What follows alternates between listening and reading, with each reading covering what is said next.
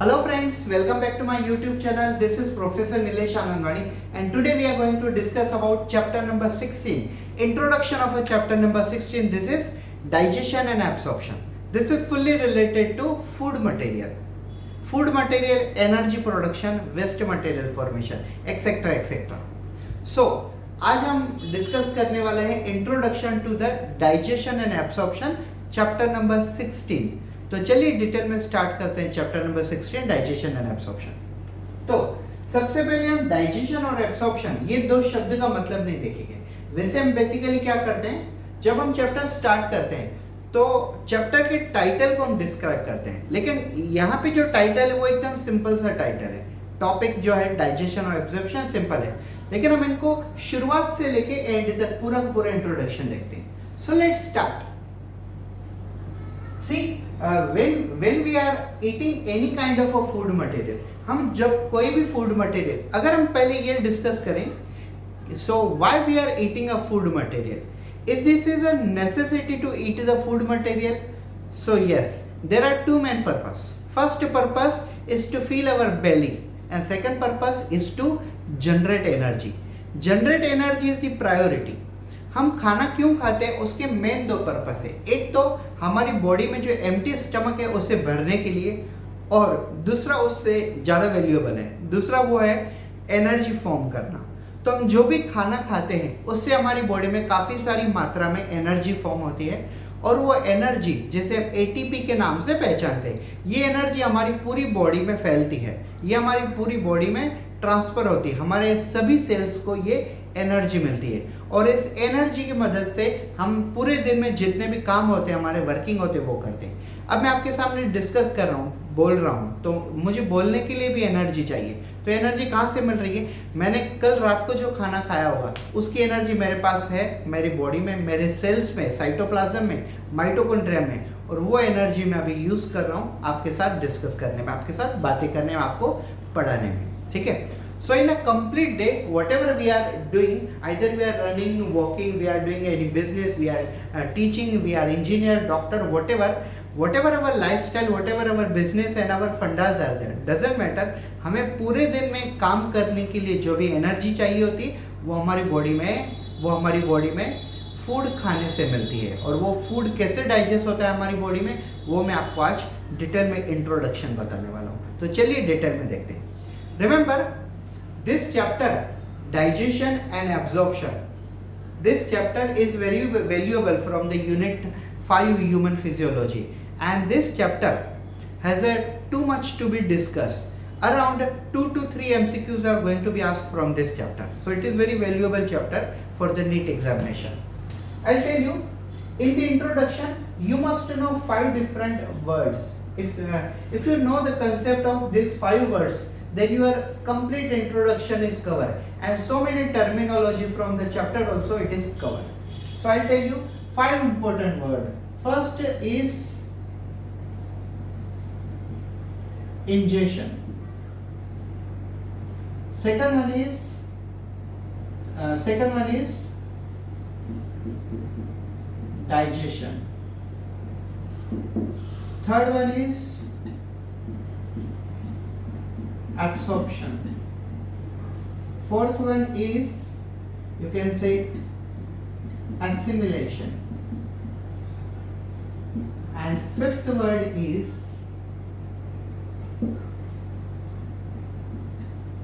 egestion. Yes, so ये 5 शब्द हैं. अगर आपको इन पांचों का मतलब पता चल जाए तो आपके लिए चैप्टर समझना काफी इजी हो जाएगा. मैं आपकी जानकारी के लिए मैं बता दूं, एसिमिलेशन ये समझना थोड़ा डिफिकल्ट है, लेकिन मेरे इस लेक्चर के होने के बाद, इंट्रोडक्शन होने के बाद, आपको कुछ भी ऐसा नहीं लगेगा कि ये डिफिकल्ट है. ये काफ़ी इजी हो जाएगा आप लोगों के लिए. Just a second. Okay, so we have a 5 word front of us: ingestion, digestion, absorption, assimilation and egestion. First of all, I will tell you very simple meaning of them, and then I will elaborate it. I will explain you in detail. Ingestion, जब हम खाना, निवाला, food जब हम अंदर डालते हैं mouth में, तब उस प्रोसेस को हम कहते हैं इंजेशन. बस इतना ही मतलब होता है. डाइजेशन का मतलब होता है उस फूड को, जो फूड यहाँ से डिफ्यूज नहीं हो पाता है, जो फूड यहाँ से पास नहीं हो पाता है उसे पास करने जैसा बनाना, जो फूड कॉम्प्लेक्स है उसे सिंपल में कन्वर्ट करना, जो फूड नॉन एब्जॉर्बेबल है उसे एब्जॉर्बेबल में कन्वर्ट करना, ये होता है डाइजेशन। और फाइनली डाइजेशन होने के बाद उस फूड में जो एनर्जी फॉर्म होती है उस एनर्जी को एब्जॉर्ब करना वाया इंटेस्टिनल मसल, यस।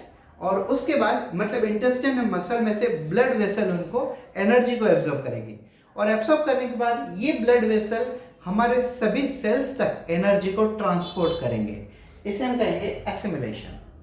और फाइनली हमारी बॉडी में जो वेस्ट मटेरियल फॉर्म होता है, जैसे हम लेटरिन कहते हैं या तो फीकल मैटर कहते हैं या तो स्टूल कहते हैं, उसे हमारी बॉडी में से बाहर फेंक देना, इस प्रोसेस को हम कहेंगे इजेशन। तो ये सिंपल सा मतलब हम अपने आप को डिटेल में बता दें। What does it mean by ingestion? It is act of putting food in mouth. Yes, ये enough हो गई definition इसकी। See, what is ingestion? It is act of putting a food in mouth.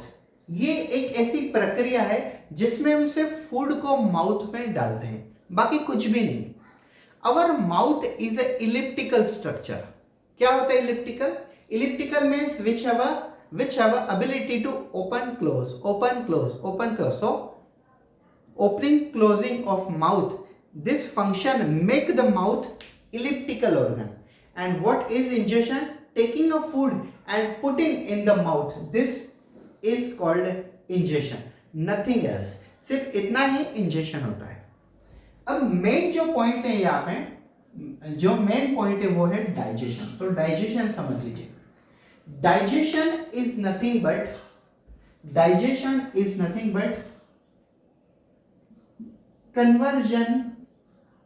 Conversion of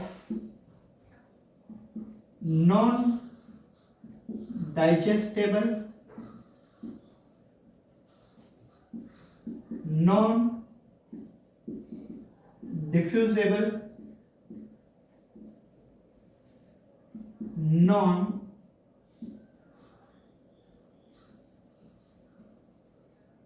non-absorbable,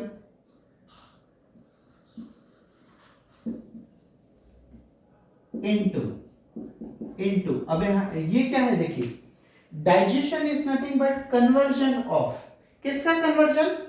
non digestible, मतलब जो digest नहीं हो पाता है, नॉन डिफ्यूजेबल, जो इजीली डिफ्यूज नहीं हो पाता है, और नॉन एब्जॉर्बेबल, मतलब ऐसा जो ब्लड वेसल्स जिसको एब्जॉर्ब न कर सके। यस, और भी हम लिख सकते हैं complex food into, complex food into, अभी इसका मतलब इनटू किस में करना है हमें? Into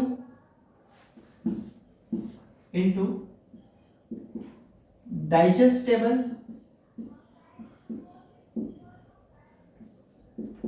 डिफ्यूजेबल,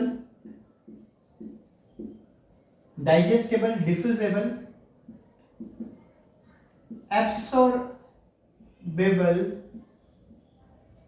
and complex, complex will turn into simple. This is called digestion. मैं आपको फिर से एक बार समझा देता हूं। डाइजेशन का मतलब क्या होता है? नॉन डाइजेस्टेबल, मतलब जो डाइजेशन जैसा नहीं है। नॉन डिफ्यूजेबल, मतलब जो यहां से पास नहीं हो सकता। नॉन एब्जॉर्बेबल, मतलब जिसको ब्लड वेसल्स एब्जॉर्ब नहीं कर सकते हैं। Complex food, yes, complex food, बड़ा वाला फूड। इसका हम किस में कन्वर्जन कर रहे हैं? नॉन डाइजेस्टेबल का डाइजेस्टेबल में, मतलब जो डाइजेस्ट होने जैसा है। नॉन डिफ्यूजेबल का किस में? डिफ्यूजेबल में, मतलब जो इजीली यहां से नेक से पास हो जाएगा। यस, फूड पाइप से, मतलब जैसे हम कहते हैं यस ईसोफेगस, ईसोफेगस से इजीली पास हो पाएगा।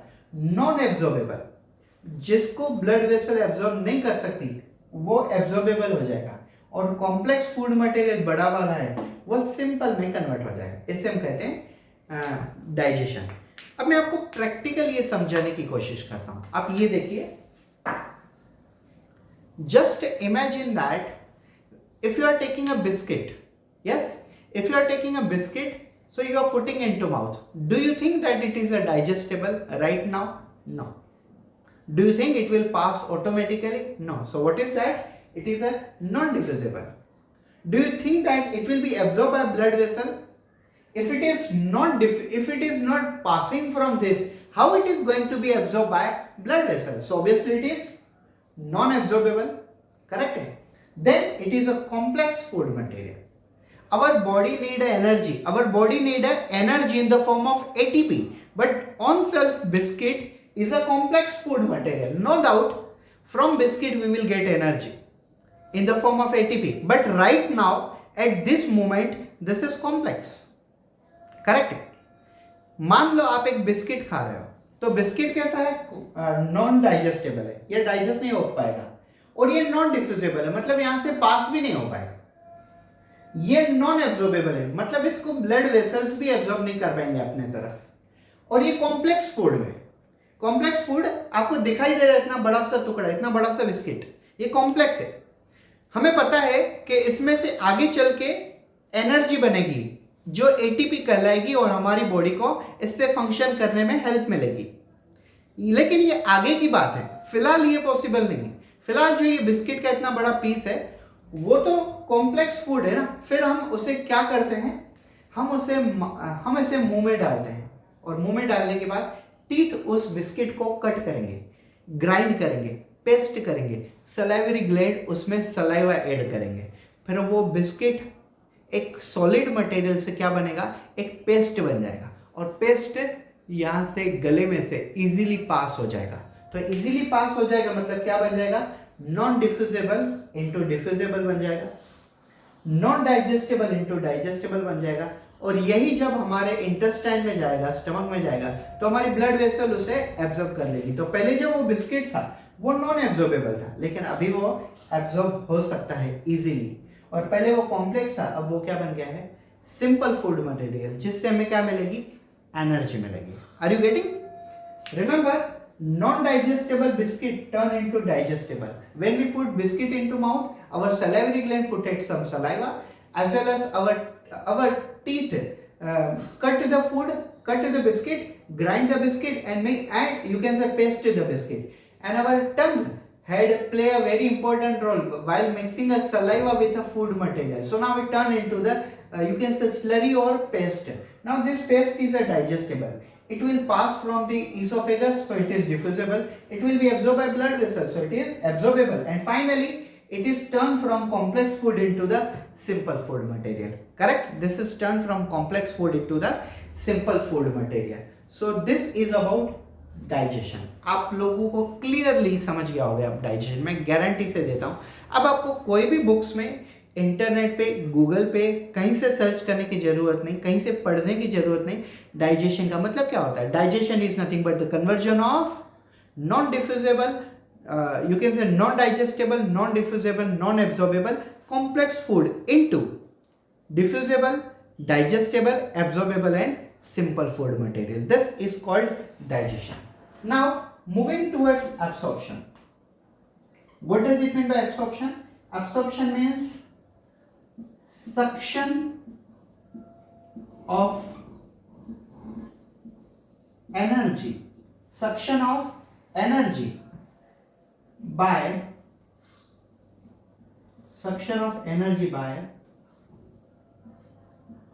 blood vessels from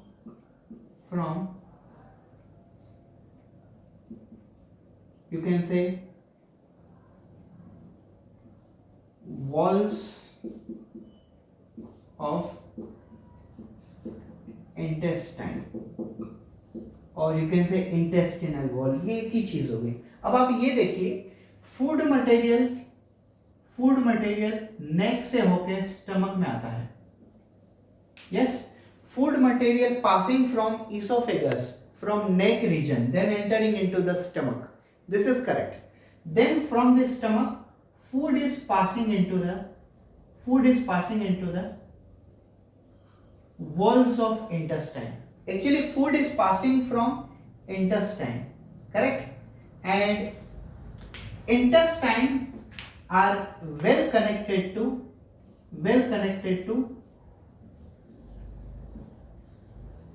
blood vessels. And what does blood vessels do? Blood vessels collect the energy from the intestinal wall. Just remember that this is energy, and who absorb this energy? This energy is absorbed by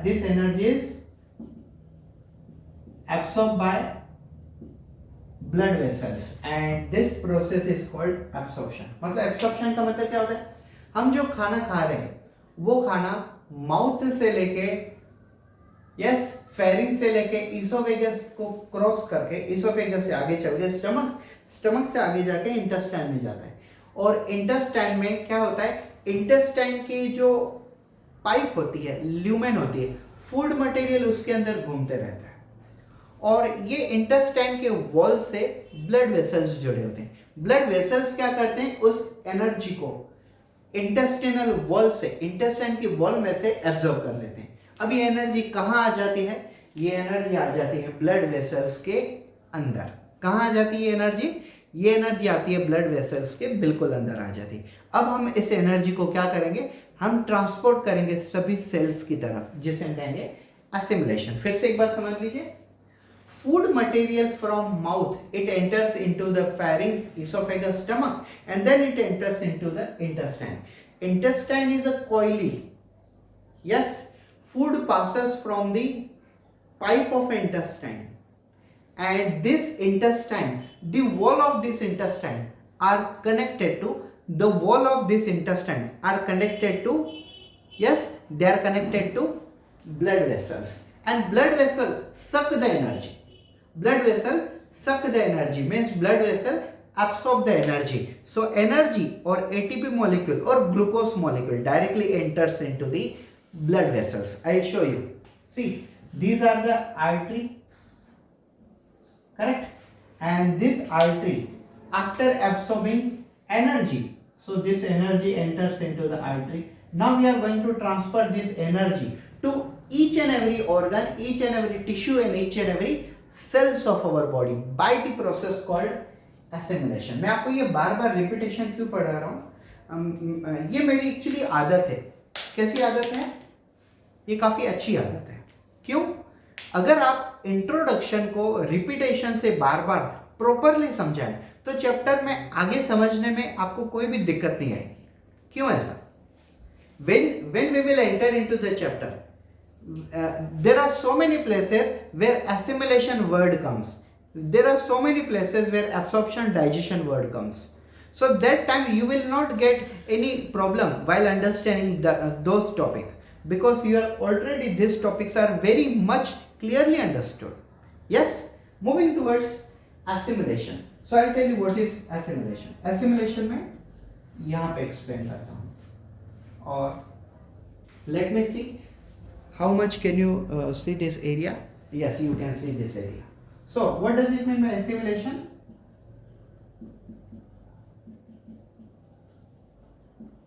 So assimilation means transport of energy to each and every tissues and cells of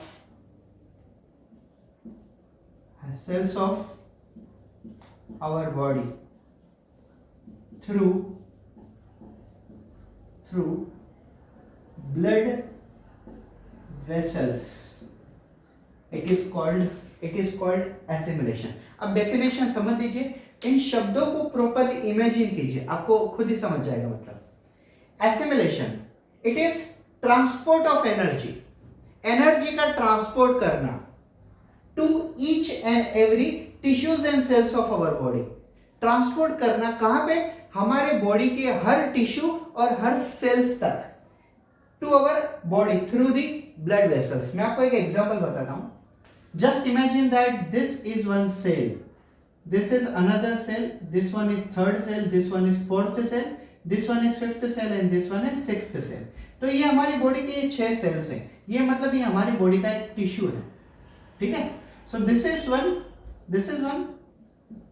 tissue of our body and these are single cell of our body। Now I will tell you, this blood vessel which have taken up the food material from the intestinal wall by the process called absorption। तो ये जो food material intestine में आया हुआ है, तो intestine के wall से जब ब्लड वेसल उसे अपने अंदर तरफ खींच लेते हैं, तो इस प्रोसेस को हमने क्या कहा? एब्सॉर्प्शन। अब हम क्या कर रहे हैं? एसिमिलेशन। तो ये ब्लड वेसल्स जो हैं, ये ब्लड वेसल्स सेल, सभी सेल्स, टिश्यू के अंदर जितने भी सेल्स हैं, इन सभी को एनर्जी ट्रांसपोर्ट करते हैं। इस प्रोसेस को हम कहते हैं एसिमिलेशन। अब मैं आपको बताता हूं, ये ब्लड वेसल्स है, इन ब्लड वेसल ने इंटेस्टिनल वॉल में से एनर्जी एब्जॉर्ब की। अब ये एनर्जी ये बॉडी के सभी टिश्यू और सभी सेल्स तक पहुंचा रहे हैं। इस प्रोसेस को हम कहते हैं एसिमिलेशन। क्या कहते हैं वैसे? एसिमिलेशन। अब आपकी जानकारी के लिए मैं एक चीज बता दूं, एसिमिलेशन करते समय ब्लड कौन सा होना चाहिए? ब्लड होना चाहिए प्योर ब्लड और ऑक्सीजनेटेड ब्लड, जिसमें क्या होना चाहिए? Oxygen plus haemoglobin and our energy. और जो ब्लड यहां से रिटर्न जाएगा वो क्या होगा? इम्प्योर ब्लड और डीऑक्सीजनेटेड ब्लड, जिसमें क्या होगा? Carbon dioxide, urea and haemoglobin. Hemoglobin will be common because it will attach with the oxygen as a oxyhemoglobin, it will attach with the carbon dioxide as a carboxyhemoglobin। But when blood is going to tissue, it will carry energy, but when blood will return from the tissue, it will carry waste material, that is in the form of a urea as our waste material। So clear हो गया आपके mind में assimilation भी। Now I'll tell you simple meaning egestion, removing waste product out of body is called egestion। तो हमारी body में हमने जो खाना खाया, वो खाना हमारी बॉडी में एनर्जी था, उसमें से एनर्जी बन गई, लेकिन उसमें से जो वेस्ट मटेरियल बना उसे हम हमारी बॉडी से बाहर फेंकते हैं, उसे हम कहते हैं egestion. Egestion also known as a defecation, egestion also called defecation. So this is 5 very important terms in the introduction of a digestion and absorption chapter। So I'll tell you guys, मैं एक फिर से एक example देके आपको समझाता हूँ। ये पांचों के पांचों चीजें सिर्फ 2 मिनट में। जब हम खाना खाते हैं, तब हम जो मान लो चपाती खाते हैं, रोटी खाते हैं, फुल्का कहते हैं हम, जैसे जो भी, तो जब हम रोटी मुंह में डालते हैं, तो रोटी क्या है? रोटी है नॉन डाइजेस्टेबल। तो हम जो रोटी मुंह में डालते हैं तब उसे क्या कहते हैं? इंजेशन। और उसके बाद जो ये रोटी है, ये नॉन डाइजेस्टेबल, फिलहाल नॉन डिफ्यूजिबल, ये पास नहीं होगी यहाँ से, नॉन एब्जॉर्बेबल है, मतलब इसे ब्लड वेसल एब्जॉर्ब नहीं कर सकती। अगर यहाँ से ही पास नहीं होगी तो ब्लड वेसल कैसे एब्जॉर्ब कर पाएंगे? और ये कॉम्प्लेक्स फूड में हमें दिख रहा है इतना बड़ा सा निवाला है, तो ये कॉम्प्लेक्स फूड मटेरियल। फिर होगा क्या इसके ऊपर? ये जो नॉन डाइजेस्टेबल है, इसे हमारे टीथ कट करेंगे, ग्राइंड करेंगे, पेस्ट बनाएंगे। पेस्ट कैसे बनाएंगे? हमारे सलाइवरी ग्लैंड है 3 कैरोटिड, 3 सलाइवरी ग्लैंड के एक्चुअली टाइप होते हैं, पैरोटिड, कैरोटिड, एक्सेट्रा। सो ये 3 जो पेयर हैं, ये सलाइवा प्रोड्यूस करेंगे, और ये सलाइवा फूड में मिक्स करने के लिए टंग की हम मदद लेंगे। So tongue will mix the food material with saliva. So food जो कॉम्प्लेक्स है वो अब सिंपल में, फूड जो कॉम्प्लेक्स है वो सिंपल में कन्वर्ट हो जाएगा, और ये जो नॉन डाइजेस्टेबल है अब डाइजेशन लेवल तक चला जाएगा, और ये जो नॉन डिफ्यूजेबल है यहाँ से पास नहीं हो रहा था क्योंकि कॉम्प्लेक्स था ना, अब ये सिंपल पेस्ट बन गया तो ये इजीली नीचे पास होगा यहाँ से, यस। और जो नॉन एब्जॉर्बेबल है वो भी एब्जॉर्बेबल बन जाएगा। कैसे, मैं आपको बताता हूँ। नॉन डाइजेस्टेबल में से डाइजेस्टेबल तो माउथ में ही बन गया, नॉन डिफ्यूजेबल में से डिफ्यूजेबल ये माउथ में ही बन गया, कॉम्प्लेक्स फूड का सिंपल भी माउथ में ही हो जाता है नियर अबाउट पार्शियल, लेकिन नॉन एब्जॉर्बेबल नहीं होता है, वो इंटेस्टाइन में अभी एब्जॉर्ब नहीं होगा। Then food will pass from pharynx, esophagus, then stomach. In stomach, so many reaction will take place where complex carbohydrate like a starch is present in a wheat. So हमने चपाती wheat से ही बनाई है ना. So starch will turn into the maltose will turn into the glucose, protein will turn into amino acid, lipid or fatty acid, lipid will turn into the simple form of fatty acid, nucleic acid will turn into nucleoside and nucleotide, DNA, RNA will turn into nucleoside, nucleotide. तो जितने भी complex food material है उसका सभी का conversion simple में हो जाएगा, सभी का कन्वर्जन सिंपल में हो जाएगा, और जब सिंपल में हो जाएगा तो उसे ब्लड वेसल एब्जॉर्ब भी कर पाएगी। जब ब्लड वेसल एब्जॉर्ब कर सकती है तो उसे हम क्या कहेंगे, absorbable. Then absorption, this food material, ये फूड मटेरियल हमारे इंटेस्टाइन में घूमता रहेगा, फिर इंटेस्टाइन से ब्लड वेसल उसे सक करेंगे, it will be suction of energy by blood vessel, it will be called absorption. और फाइनली जो ब्लड वेसल ने फूड को एब्जॉर्ब किया हुआ है, यही ब्लड वेसल सभी सेल्स तक ये एनर्जी को ट्रांसपोर्ट करेंगे, it will be called assimilation. और उसके बाद हमारी बॉडी में से हमने इतना फूड खाया था उसमें से आधा एनर्जी बनी और आधा वेस्ट बन गया। तो वेस्ट जो हमारी बॉडी में होता है, जो जिसे हम लेट्रिन कहते हैं, स्टूल कहते हैं, या तो फीकल मैटर कहते हैं, इसे हम हमारी बॉडी को बाहर फेंकते हैं वाया एनस और through anus. This is called egestion, also known as a defecation. So this is about introduction to the chapter. In this chapter what we are going to learn, in a next lecture we are going to learn human digestive system in detail, from mouth, pharynx, esophagus, stomach, small intestine, duodenum, jejunum, ileum, then large intestine, colon, rectum, anus. We will discuss digestive gland, liver, pancreas, and salivary gland, etc., etc. Then in detail we will discuss about other like a physiology of digestion, how food digests in mouth, how food digests in a stomach, how food digests in small intestine. We will discuss how food material is transported to the body parts, yes, and then we will discuss calorific value of our body, how much food material gives us calorie to our body, whether calories are good to our body, whether they are bad to our body.